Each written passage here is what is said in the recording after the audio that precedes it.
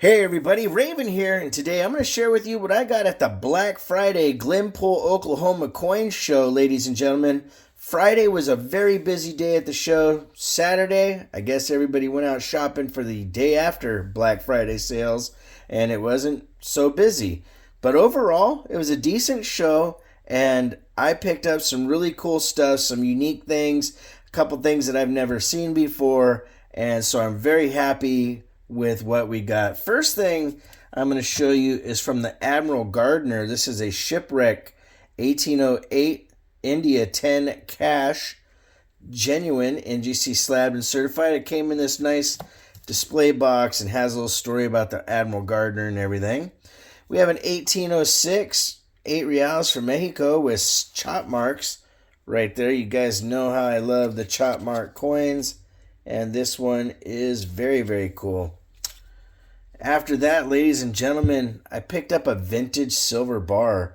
This one is called Drew, and he's a 10.52. I really like the odd weight vintage bars because that really much lets you know that they were counting every gram and making sure that they didn't mislead anybody by saying, hey, this is 11 grams, or just saying it's 10 ounces. Actually, if they said it was 10 ounces, nobody would be upset that they got the extra 0.52, but still really cool vintage pour. And these ones are actually kind of hard to get your hands on at times. So really happy with that purchase. The next item up we have is a 1998 Jefferson nickel, Denver. I don't buy a lot of modern nickels per se, but this one really caught my eye because it has a couple unique things going on.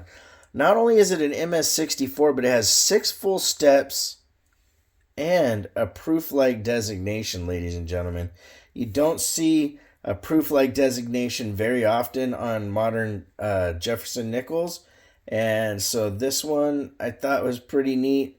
And now that I look at it, it even has a slightly rotated die, which adds just to more uniqueness of the coin. Kind of goes to show you that even though I look at coins, I don't always catch every last detail, but that one's pretty neat. This next one coming up is a Mercury dime, 1929, PCS slab and certified at an MS65.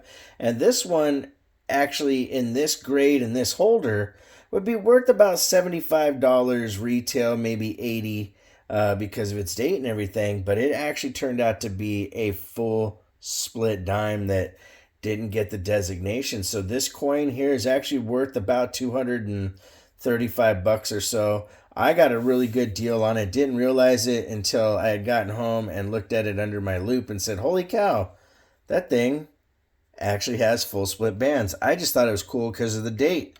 So that's kind of an extra bonus. Next one up is a 1937 PCS slab and certified MS66 full split bands. I forget the exact retail. I think on this is about 140.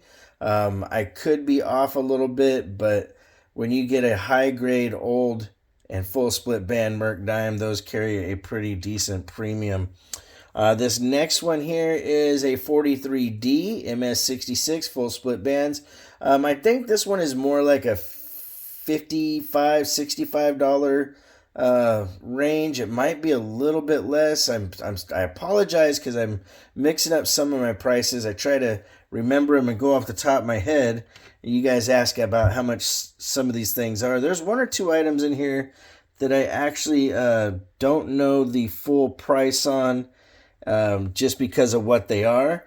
And next one up, 1945 MS65 Merc dime. Now that one is literally worth about $35. This next one is another kind of unique one that I got. This is a 1942 Washington silver quarter MS65 plus. And the dealer that I got it from says that it only has a population of 1 at NGC, which is kind of interesting that out of all the quarters that have ever been graded, especially Washington silver quarters, that this has such a nice grade, plus the plus grade only having 1 population. That's kind of cool. Next item up, we have a 1942 Walking Liberty half dollar MS66 with some gorgeous toning going on that coin right there. I mean, that thing is absolutely a beast. That coin is probably worth about 175 bucks or so. Next one up, we have a 1941 proof Walking Liberty half dollar. PCS slabbed and certified at a proof 66 with the CAC sticker, ladies and gentlemen. So this is probably about a $750 to $800 proof Walking Liberty half. Very, very cool coin to say the least. Then we have a 1964 Kennedy half, proof 67, NGC slabbed and certified. Now this one here, worth about 30, 35 bucks, give or take. Depending on the dealer or show that you go to, prices vary. All right, next item up, 1993 San Francisco PCS slab and certified proof 68 deep cameo silver Kennedy half. And honestly, I was kind of surprised that this got a 68 versus the 69 that you would normally see. Probably worth about 25 bucks, maybe 30 at the most. Next item up, we have a 2009 Vancouver 2010 Olympics. One of the first 200,000 of these struck. That's what is called a Thunderbird. Very, very cool. I really like the design on this one. And it's the first time I had seen it, so I got my hands on two of them. And like a lot of Canadian coins, the guy had actually more of them, but they were having some milk spot issues. Now, I was really happy to get my hands on this one. This is the 2021 first day of issue Maple Leaf Super Incuse, ladies and gentlemen. Look at how deep that goes. I've had one of these a long time ago and was really happy to get my hands on a second one.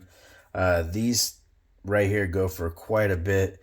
I forget the actual value of it. I didn't look it up, but I was surprised to see that the dealer that sold it to me said he only wanted 40 bucks. I asked him, are you sure? I think they're worth more. And he's like, oh, I don't really worry or care about Canadian coins or Mexican coins. And I said, okay, I can't really argue if that's what you want to do. And, so wasn't really his market.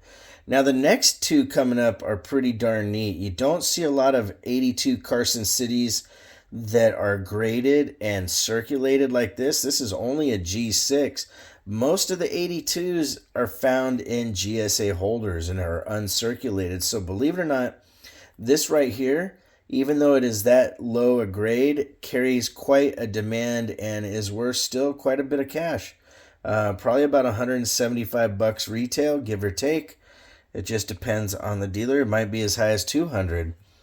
The lower grades, they become very subjective. It's kind of weird, especially for key date coins. Speaking of key date, we have a 1921 high relief peace dollar in a G4, ladies and gentlemen. I think the person that got this one was trying to go for a low ball, but even in this condition, this is probably like 160 bucks, give or take. Maybe more, just depends on the environment that it's being sold at.